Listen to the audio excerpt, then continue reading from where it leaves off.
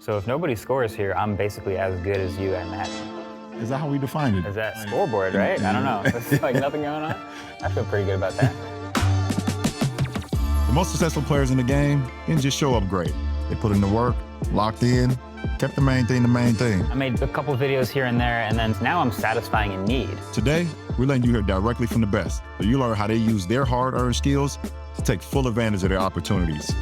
We're partnering with Indeed because we share the same beliefs that everyone's skills deserve an audience. I'm trying to make videos that other people would want to watch. I'm LeBron James, and this is the main thing. So I got to take you back. I got to take you back about 15 years ago, man. Oh, God, okay. Before 2009, Yeah. before the first YouTube video. Yeah. What were you like? Well, I was always into tech. Yeah? Always pretty particular about what I liked and, keep to myself. And so my natural hobby was like, let's go I was watching a bunch of videos before, let me make a video. Yeah. So it made sense that was kind of where it started, and then just kind of snowballed from there, just making a whole bunch of tech videos online. What was your feeling when you first made that first video? Like, Yeah, there was no semblance of any idea of what would happen. Right. I was just, it was a fun thing that I thought I could do. And once I made the first video, it was another interesting choice to make the second video. Yeah. And then it kind of made this like small community of like, I'm making a couple videos for like the same small group of people. And then the community goes from, 5 people to 12 people. Yeah. And then 12 people to 30 people. Yeah. And, it's still not a job. Right. It's just a fun hobby that I have, but that was the beginning of skills development towards getting really good at something that I feel like I could be good at. And do you think like the community kind of kept you wanting to do more and more? Like you said, it went from 5 to 12, 12 to 25, 25 to 50. And are they like asking you for more videos? Or are they saying, hey man, we think you should do this video? Or like, That's how it starts, yeah. Yeah. Because I made a couple videos here and there, and then somebody would go, hey, these videos are pretty good. What about this other thing? Yeah. And I go, oh, I could do that too. All right, Yeah. let's do that. And then now I'm satisfying a need. Right. And it was always fun. Part of it is for the people that are watching, but my goal was always to make stuff that I would want to watch. Yeah. So that never changed.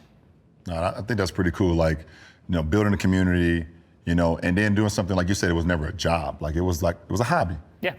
Which Yeah. ultimately has now turned into kind of a job, but it's still fun. That's exactly where I want to go with a question for you. Yeah. Because I like analogies. Yeah. And I've been telling this analogy for years, but I want to run it by you and see how it hits you All here. right, let's do it. I've been saying being a creator, being a video creator online is a lot like being a professional athlete. And I say that because it's a job that a lot of people want, but it's very difficult to actually get to the level where you can do it at a level where it is your job. And it takes a lot of dedication, a lot of luck, a lot of right place, right time, but a lot of skills development to get to the point of like playing basketball in the park to playing in the NBA as a job. I feel like that's the same thing with the creator. Like if you can make videos as a hobby for 10 years and never make a dime, all right, you'll probably be pretty good at it as a job too. Right, because you did it because you loved it. You did it because you fall in love with it. Yeah. And I would agree with that. I think even with me being 2 decades and plus being a professional, in my sport, I still will go out and play for free. Yeah. Because I love it. Now, negotiations and things like that I'm a professional, so I get compensated for what I do and what I bring to the table. So I'm not blinded by that. But, I play in the summertime, I train in the summertime, I still go out for the love of it more than the compensation of it. And I think that's exactly the analogy that you're using. I agree with that. Yeah. At what point do you think throughout your journey of making the videos and uploading the videos that you found your superpower? And what was that? Today, it is the ability to break down complex topics or information about a thing and distill it to anyone to be able to digest. That I didn't have at the beginning. I was just talking to the small community. They asked me questions, I'd answer. So it was very like one-way street. But when I start seeing growth and like new people coming in, I suddenly had to split it. And with the same words, I have to talk to the community I'm already knowing and the new people coming in with the same words. Right. And I wasn't good at it at first, but that's the skill that I started developing and trying to understand, okay, these words may be a little too in the weeds for people who are new, but everyone's gonna get this, so let me back off a little with the technical jargon, trying to find that balancing point. That's the thing that I developed for like the last decade of making videos about tech that hopefully people who are in the thick of it can appreciate, but also people who are brand new, don't watch a lot of tech videos, but are just finding one video can also appreciate. Right. I think the crazy thing is like, and this is true, I think, probably basketball too, like people watch the game and they just see the game. They don't see the hours that went in behind the scenes, in the gym, and what you work on before you come out on the court. And I think that's true about videos too. They watch a 5-minute video. What did that take? 5 minutes to make that video? Great. But there is a lot of writing and research and trying to, things that I leave out of the video that are still in the back of my head as I'm saying these words that are including a whole bunch of other stuff that I brought in. So I think it's kind of all over the map with that. Also, this is crazy because the first interview I ever did was Kobe in the Staples Center during his farewell tour season. But I remember even asking him about tech back then, him telling me like he's very skills oriented and he would watch a lot of footage of people. He would use, obviously he had, a Walkman and would listen to music before the game. There was little bits of tech that he would bring in to be better at his craft. Do you have bits of tech that you use to be better at your craft? Well, I mean, obviously, when it comes to music and, with tech and music today, when I was growing up, I had a Walkman. I started with a cassette tape Walkman. I do know what that is. You know what that is? Yeah, boom. Then when it's time for side B, you take it out, flip it on the other side. Yeah. Then it went to CDs, and depending on how much you walk in or move in, it'll skip or it won't skip. You got to be careful with that. That's true. And then obviously, the iPods, showed up, and it's been huge in my career for sure. There's certain games that are certain vibes that you want to listen to certain songs for? Yeah, for sure. That makes sense. Basketball is such a rhythm. It's literally like R&B. It's a rhythm and a blues feel to it. Like you move a certain way, you feel a certain way while you're out there. And me being able to use that rhythm and blues and then get to a hip hop section where now I'm being a little bit more hardcore with it, or then I slow it down with a little jazz and pizzazz. You know what I'm saying? Okay. So like, depending on the magnitude of the game, depending on the city. Sure. Like sometimes I go into a city, if I'm going into New York, I might just listen to all Jay-Z, Biggie, Wu-Tang, Nas. I might just do straight those guys, So it could be, the opponent. If it's a tougher opponent, I might have to be in something that's more rugged, Or for someone opponent that sometimes you lose sleep over, like you may need to be a little bit more calm with the music, just so you don't get too hyped. I see. Yeah, absolutely. I'm making a video now about sports tech. I play a sport myself, and there is a good amount of tech in like the recovery process and all the rest of the behind the scenes. Oh, for sure. That's probably changed just as much as the Walkman to the iPod. Do you have like recovery tech you rely on now? Yeah, for sure. There's so much, man. And right now, you got the VersaClimber, which is a big time for my performance, and now then you get the leg pumps and things. You do the Normatec boots. Everybody I know does Normatec boots. Recovery. So absolutely, you always trying to figure out ways now because technology is ramping up and people are like really caring for their bodies and their performances, and not when they're engulfed in their performance, but more importantly, the recovery. Yeah. How fast you could recover to the next day, or how fast you could recover to the next set, or next video. How keeping your mind sharp. So it's true. Yeah, absolutely. So how do you find it building from, obviously you've got 20 years of experience, dedicating yourself to your craft, but also building for after basketball, building as a business person, as a dad. You got all this going on. How do you think about transferring those skills? I think it has to be super organic to you. I really kept the main thing. Yeah. And understanding that nothing else is going to be able to blossom unless I take care of my craft first. Yeah. You take care of your craft, you look out for your family, and the business side will take care of itself if that's what you want to accomplish or that's what you want to do. Yeah. I did know that I wanted to do some things outside of basketball, but it never leaked, the family and the priority. And my career. Yeah. Those things, it always was underneath it, and I was going to let it blossom, with the right timing. And I think timing is everything. Yeah. I think it's pretty perfect for this, keeping the main thing. Like on my end, I'm still from the beginning trying to make videos that other people would want to watch, that I would want to watch. Yeah. And opportunities come up left and right. You could branch off and do this show over here. You could branch off and try this other thing over here. And they're very, tempting, very interesting. Right. But to your point, if you continue to focus on the craft, organically the things that make the most sense kind of slot right into place like puzzle pieces, and it just kind of seems to flow in that way. Yeah, and I think we both know that timing is everything. Yeah. Sometimes it could be the most interesting thing. It could be the most. It can have have you flowing a certain way. But if the timing is not right, then I don't think you can dedicate yourself to it, because it's not going to be organic to yourself. And I think what we've seen out of you and your long but short career so far. I mean, you say you've been doing this since 15, 14 years old, and you're still a young man. But I think timing has been everything in essence for you, and I think that's why everything's worked out for you. So it's been awesome to see. Fully believe it. So we've got an Indeed skills challenge we're about to do. Okay, all right. So I'm one of the most prominent voices in tech. LeBron, true gamer, huge fan of the space. Let's put your skills to the test and analyze the evolution of video games over the past 20 years. Oh, man. Through your favorite, Madden. Oh, wow.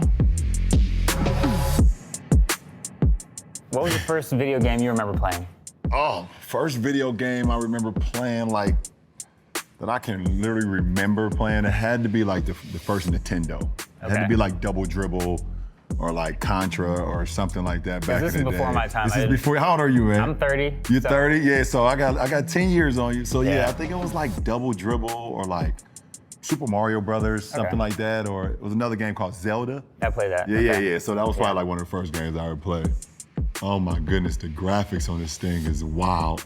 This is taking me way back. I haven't played this since probably 2005. You usually play the game probably for 1 year. Till the next one? Yeah, till the next one Was come it out. every year back then too, or was it? Yeah, it was every year back then. What do you think has changed the most in sports games recently? So this is the thing. I play some 2K. Right. Every year there's a little bit more realism. A little bit closer to realism. Well, that's the thing they always say. They always say it, man. They say that, and the graphics are a little sharper, and the moves are a little more fluid. So I guess the idea is if I'm playing the game, I want to feel like I'm playing the game. Yeah, for sure. So understanding the game, the fluidity, how you move on the court, even coaching decisions, how people move on the floor, that's the goal, is to be more realistic. And you probably see it from a different lens too. Like you being so involved in tech and seeing things how technology has changed over the years. How is it for you when you see a new video game with your vision of tech? Kind of see it actually from the production standpoint of how they made the game. Yeah. So way back, even in this, you can see obviously there's humans moving on the screen. You see the joints, they all mapped out how everybody moves. Right. Nowadays, they've motion tracked actual people and moved those things into the game. Right. And it's so impressive how much they've been able to take from real life and put into the game. How people move between different spin combo into left hand first, right hand finish, all these different things. It actually works in the game, which is crazy. Because I don't even believe back here, in 2004, maybe even a little bit before this, that they was actually using real NBA, real NFL, real soccer. Now they're mapping players. They're mapping real players out there so they could get even more realistic. I think they were just mapping people that they could find and hire and hey, try to duplicate that move or try to duplicate that spin move or that layup like you're saying, or try to duplicate that catch in the back of the end zone, whatever the case may be. Yeah. I haven't seen these plays for this game in 20 years, man. This is crazy. When I was growing up, there was a game called Tecmo Bowl. It was 4 plays on the screen. That's all it was. It was 2 running plays and it was 2 passing plays. Okay. And Oh no, I got my kicker in there. It was 2 running plays, it was 2 passing plays, so you can very easily guess my play. Yeah. And on Tecmo Bowl, if you guessed the play correctly, everybody blitzed. Yeah. And you was not getting away from nobody blitz, and the only person in the whole damn game that could get away was Bo Jackson. He was the only player, sweep left or sweep right. Every game's got a good cheat code player. Oh, for sure. Yeah, every game got a good cheat code. So when you play this game, are you thinking strategy, obviously, but you see how people react to the way you play. Do you translate any of this to basketball? Some games, because some games are more realistic than others. And kind of sometimes that's my problem with, I don't know, you mentioned 2K, but sometimes with 2K, it's not always realistic. Right. Sometimes I can't go around someone to get to the hole, and I'm I know for sure I can beat this guy. Or I get there and I miss a wide open layup. I'm what the hell? That's not realistic. Right. Or I get Steph wide open and he miss a wide open 3. Yeah, I mean, it happens, Right. but it doesn't happen. In real life, I guess the game is supposed to be as realistic as possible. Right. But behind the scenes, that's just a bunch of code. It's a bunch of numbers. Yeah, All right, yeah. Steph wide open three. Let's make him make 85% of those. Right. But in real life, though, there's feelings to it too. Right. And you kind of know if you hit Steph wide open. Oh man, like like if I got the ball moving, I get it to him with an open pocket, whatever, like, Yeah. you know, You should be able to make that every time. yeah. See, now that's how I know. Now we're in the wheelhouse. Yeah, you're going changing the defense already. I already know. Now Okay. we're in the wheelhouse. This already like looks way different, and there's way more options, Yeah. way more plays, Yeah. way more detail. Right. You know what? Sometimes that can cloud the mind a little bit too, though. Like when Yeah. the game, the game is so advanced. There's so many options. There's so many things to do. Like sometimes the gameplay, you're like, oh shit, I don't know if I did this. I don't know if I did that. But they make it as realistic as possible, man. Yeah. I mean, that's the thing about an outdoor sport. Like even the things like temperature Right. or wind are gonna, like same with golf, like it's Right. gonna mess with the gameplay. You gotta think about that a little bit. Right. So if nobody scores here, I'm basically as good as you at Madden. Is that how we define it? Is that, because I mean, that's how they define it. scoreboard, right? I don't know. There's like nothing going on. I feel pretty good about that. Now, seeing how far we've gotten here, like this looks really good to us. Right. The 04 stuff looked really good in 04. Right. I'm trying to picture 20 years from now what that looks like. Madden 44. Yeah. Have you played VR games at all with the headsets? Sometimes. feel like- Sometimes. That might be what it ends up looking like. I don't know what you think about VR games, if you feel like you could just get on the field, put the headset on, make moves with your actual body, and then the character It's does it. certain VR games that I would like. Okay, is there a VR? Have they started like a VR golf game yet? There's some more like Yeah. cartoony ones. Yeah. They haven't got to like the. It's not super realistic. But that I'd be into. Yeah. Ah, there it is. There we go. Well done. I didn't feel too good about that. Yeah. But it did feel good to get in the end zone, though. Yeah. We needed that to happen eventually. Yeah, for sure. Shout out to our guests for sharing their skills and the process that built their success. And thank you to our partners at Indeed, because they know, like I do, everyone's greatness deserves to be seen. Yo, thank you all for watching The Main Thing.